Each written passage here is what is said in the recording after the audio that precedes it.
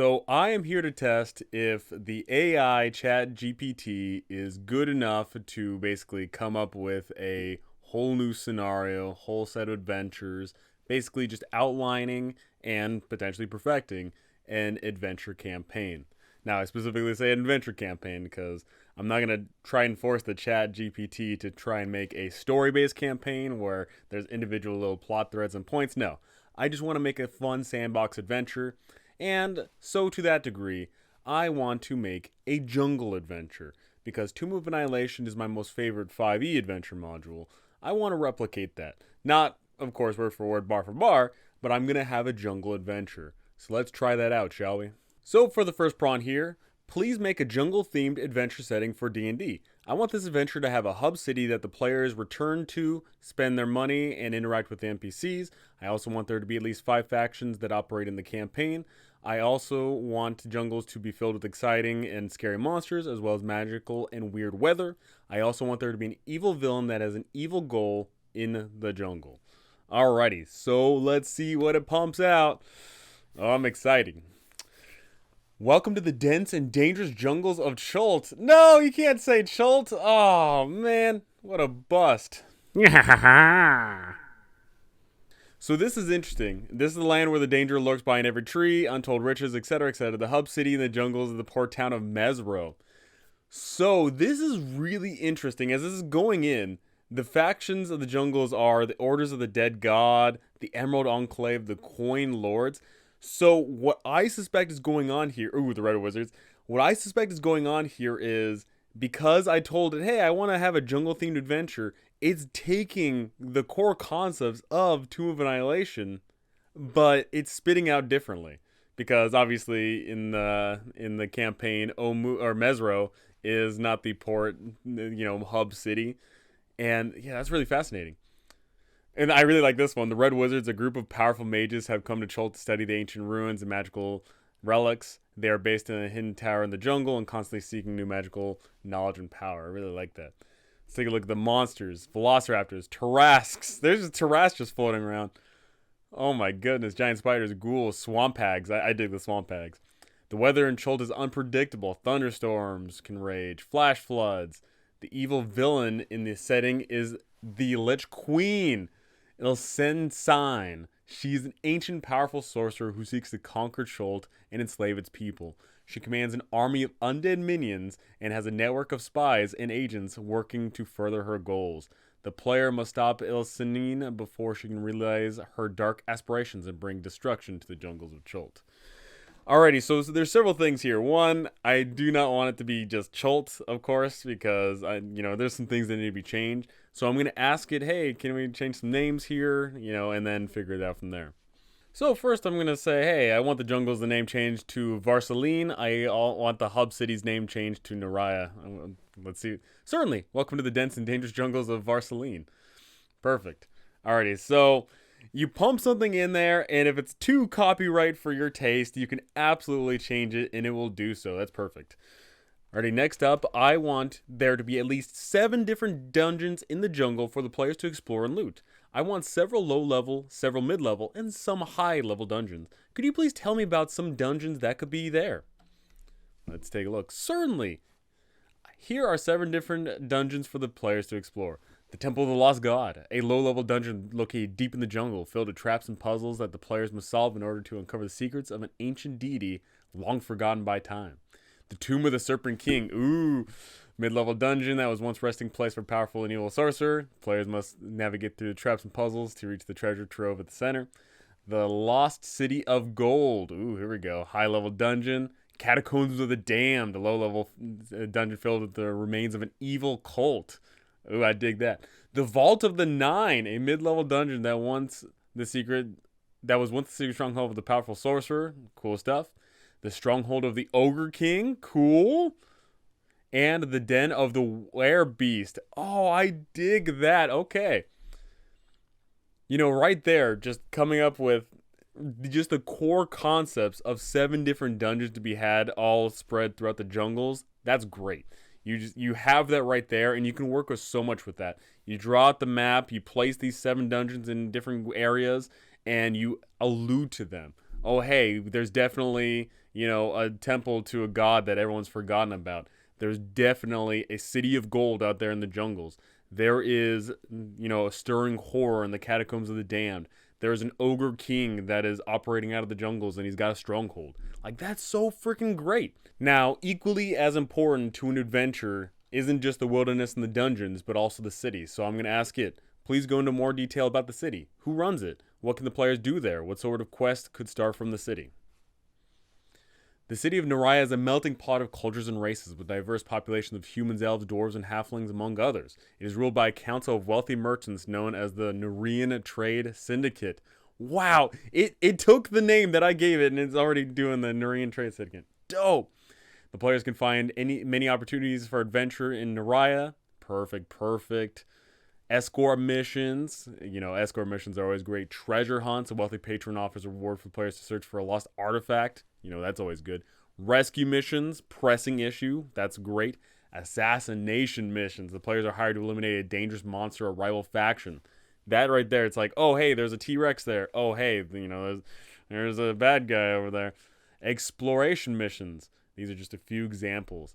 Right there, creating that hub city, just so many things to go over in regards of, oh, hey, there's totally, these little trade depots, and there's all these different factions operating therein. Great stuff.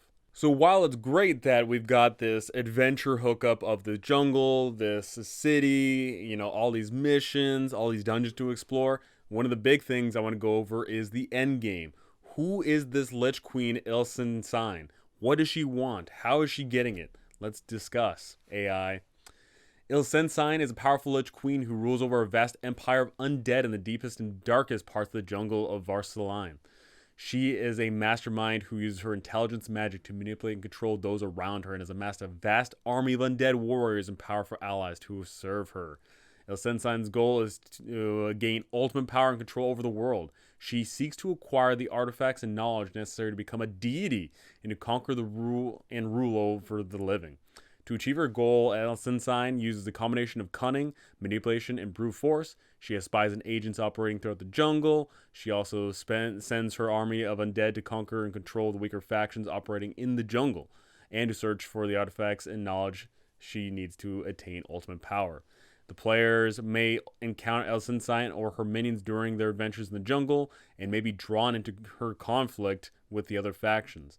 They may be approached by one of her agents, who offers them a quest to retrieve a valuable artifact for her, or to eliminate a rival who poses a threat to her plans. Whether they choose to aid or oppose Ilsen Sign, the players will find themselves embroiled in a dangerous game of power and manipulation as they explore the jungles. That right there, like, I've already got the concept for this campaign, right? In this campaign, it's like, there's just so much great stuff to be had here, right?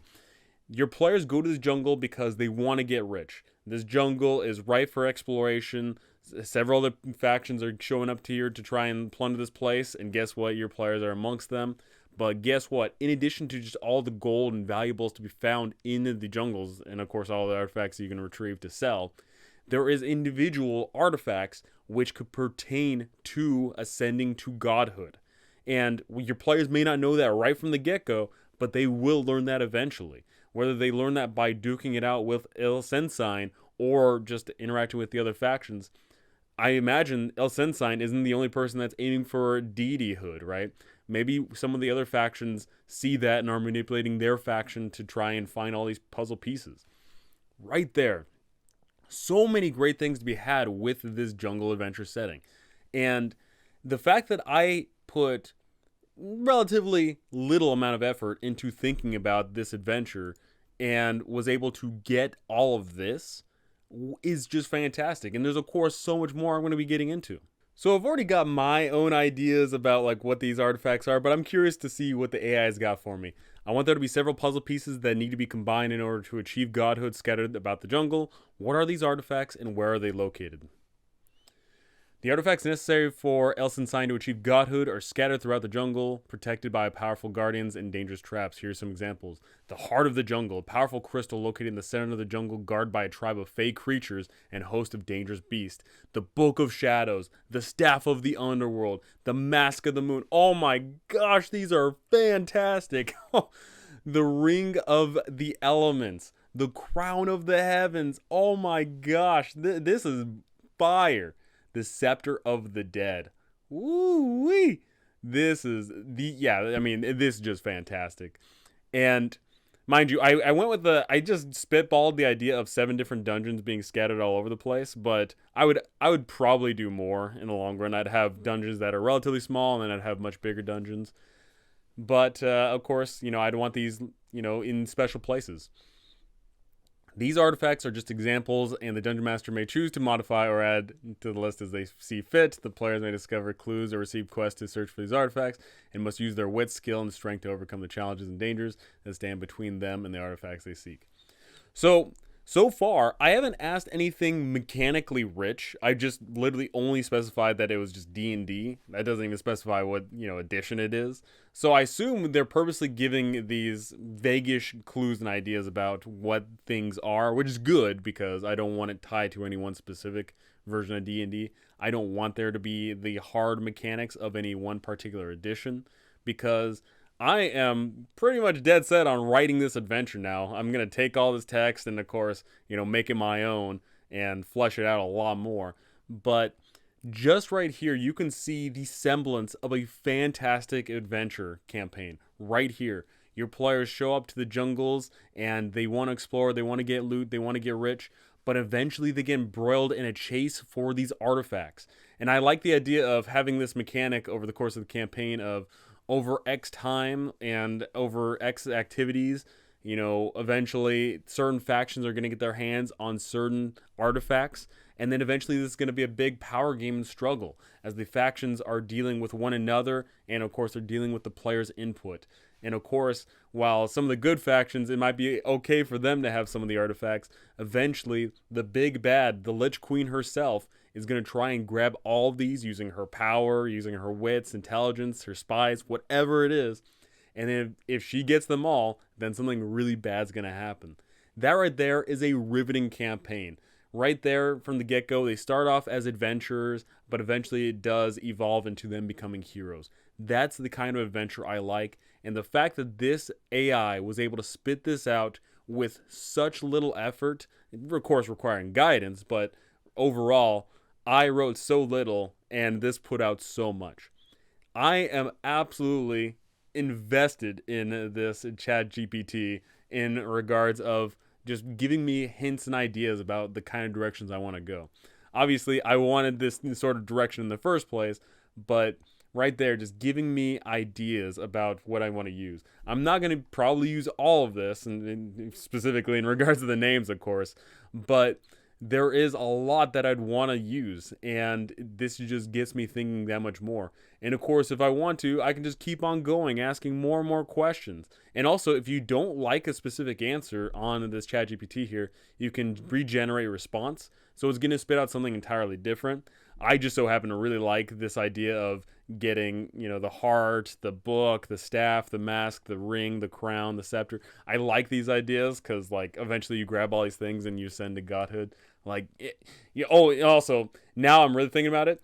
Not only do you need to get all these artifacts, but you need to go to a specific temple. Like maybe there'll be a specific temple in the heart of the jungle, and you have to do this ritual on a specific time, and you got to have all these intact. I like that idea a lot. So even if the bad guy gets all of them, then you still have one last chance to save the day. I really dig this adventure. I'm absolutely going to write it now, and I'm really stoked. The ChatGPT is absolutely a phenomenal tool. And I know a lot of people have been saying, oh, AI is going to replace us. And it's not going to replace us yet. It's going to take quite some time. I'm not too worried about AI replacing DMs or writers or anything of that nature, because right now it is a tool. It is going to severely enhance some people's writing styles. It is going to make people that normally couldn't make content now able to make content, which I think is a good thing. And eventually, maybe far, far down the future, maybe AIs will take over, but by that time I'll be okay with it because at the far distant future when AIs are taking over in regards of creating awesome content, they're gonna make such awesome content that like humans can't compare, right? And I'm okay with that. But right now, this Chat GPT stuff is absolutely fantastic. I absolutely love it. And I'm going to write an adventure now based off of just this quick little few minute prompt here of things that I wanted. Right here, this is so great. I can't wait for more. And I'm absolutely going to be ecstatic about whatever the future is to come in regards of not only all this AI stuff, but all the content that I create. So, what are your thoughts on this? Do you think that this Chat GPT stuff, all this AI systems, do you not like this? Do you think it's cheating in a sense? Do you think that it's going to strip away some of our creativity? I am genuinely curious what you have to think about that. But that's going to do it for me. Thank you so much for watching. Thank you for listening. And thank you to my amazing patrons. You guys are absolutely incredible. Thank you so very much. And I cannot wait to see you all in the next one.